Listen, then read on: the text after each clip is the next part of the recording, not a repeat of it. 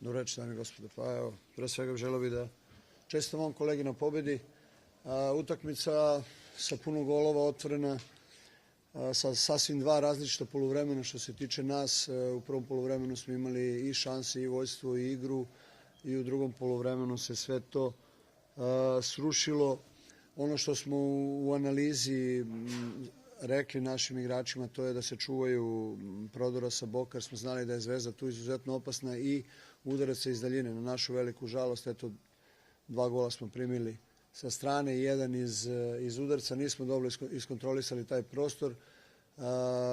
Kažem, totalno 2 različita poluvremena. Napravit ćemo analizu i vidjeti šta se desilo u drugom poluvremenu, da naša igra se tek tako sruši. Normalno, time ne želim da umanjim pobedu protivnika, ali idemo dalje. Sam i u najavi utakmice rekao da se ništa ne rešava ovu utakmicu. Možda pitanje je jesenjeg šampiona, ali svakako da do kraja ima dosta da se igra i bit će tu teških iskušenja i za nas i za Crvenu zvezdu, tako da sve je moguće, u ovom našem prvenstvu je moguće.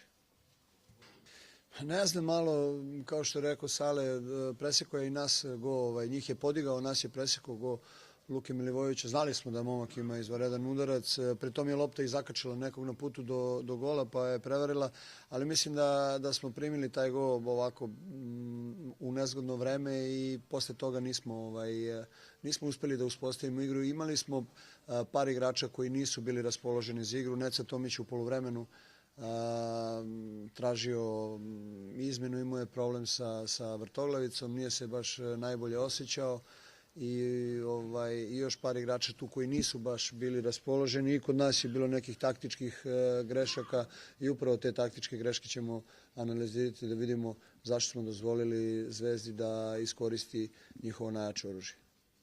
U svakom slučaju uvek igrate onoliko dobro koliko vam to protivnik dozvoli.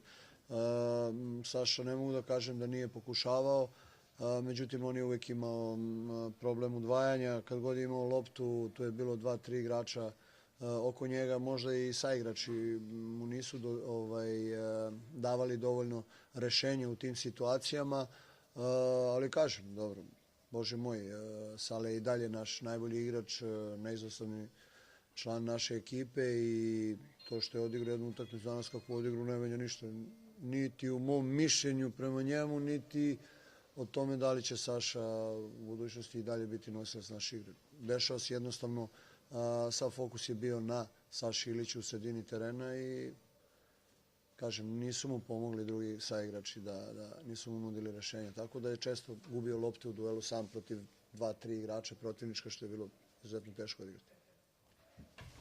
Hvala.